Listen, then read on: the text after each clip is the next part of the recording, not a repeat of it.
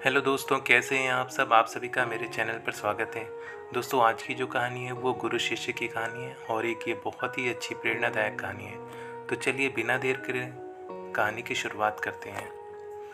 एक बार एक शिष्य ने विनम्रतापूर्वक अपने गुरु से पूछा, गुरु जी, कुछ लोग कहते हैं कि जीवन एक संघर्ष है, कुछ अन्य कहते हैं कि जीवन एक खेल है और कुछ जीवन को एक उत्सव की संज्ञा देते हैं। इनमें कौन सही है?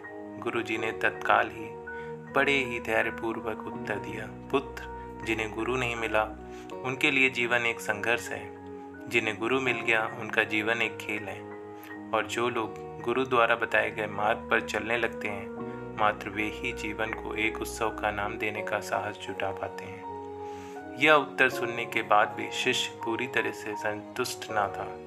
गुरु जी को इसका आभास हो गया।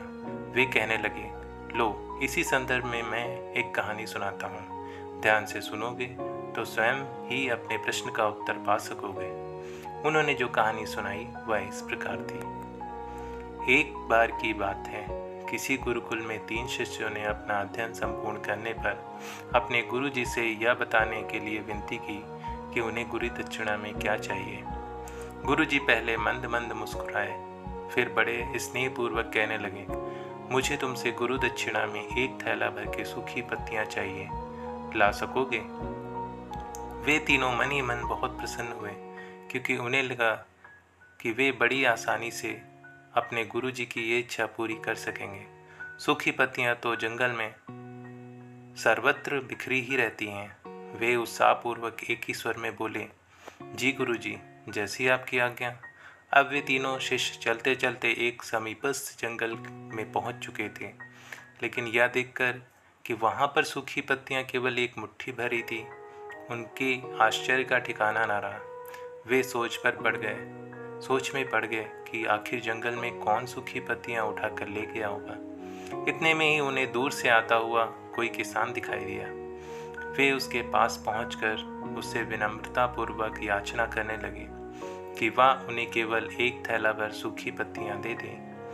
अब उस किसान ने उनसे क्षमा याचना करते हुए उन्हें यह बताया कि वह उनकी मदद नहीं कर सकता, क्योंकि उसने सूखी पत्तियों का ईंधन के रूप में पहले ही उपयोग कर लिया था।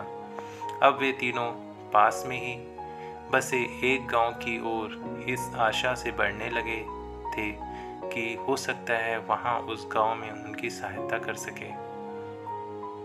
वहां पहुंचकर उन्होंने जब एक व्यापारी को देखा तो बड़ी उम्मीद से एक थैला भर सूखी पत्तियां देने के लिए प्रार्थना करने लगे, लेकिन उन्हें फिर से एक बार निराशा ही हाथ आई, क्योंकि उस व्यापारी ने तो पहले ही कुछ पैसे कमाने के लिए सूखी पत्तियों के दोने बनाकर बेच दिए थे।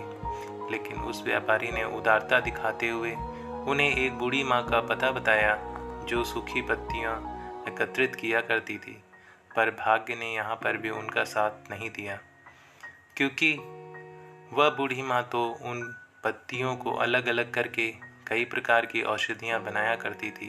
अब निराश होकर वे तीनों खाली हाथ ही गुरुकुल लौट गए। गुरु जी ने उन्हें देखते ही स्नेहपूर्वक पूछा, पुत्रों, ले आए गुरु दक्षिणा? तीनों ने सर झुका लिया।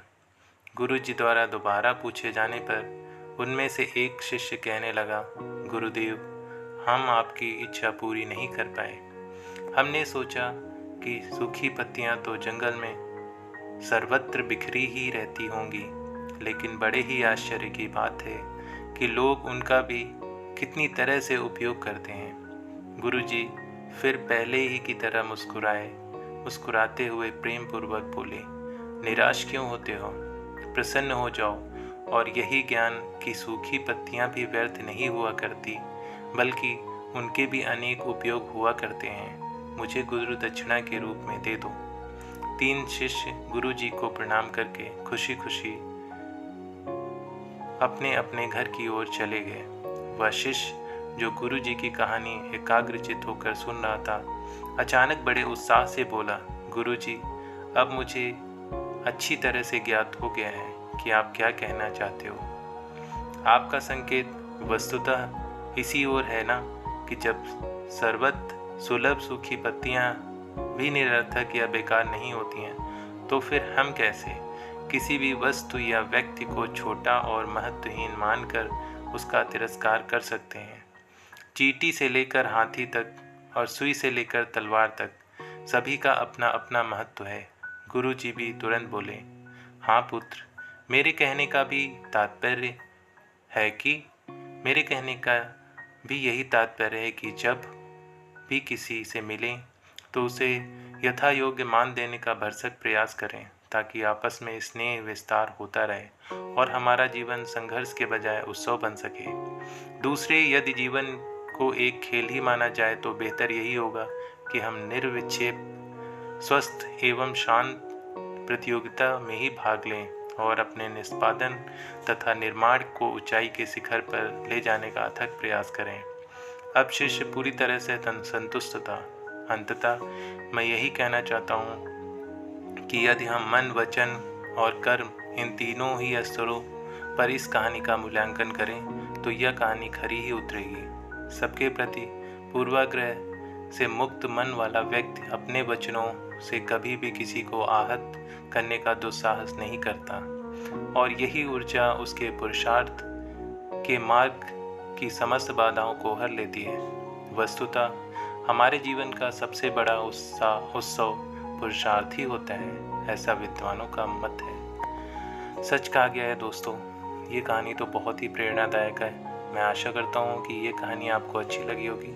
अगर आपको ये कहानी पसंद आई है तो वीडियो को लाइक करें, शेयर करें, कमेंट्स करें और मेरे चैनल को सब्सक्राइब करें। मिलते हैं अगली बार ऐसी ही एक रोचक और प्रेरणादायक कहानी के साथ।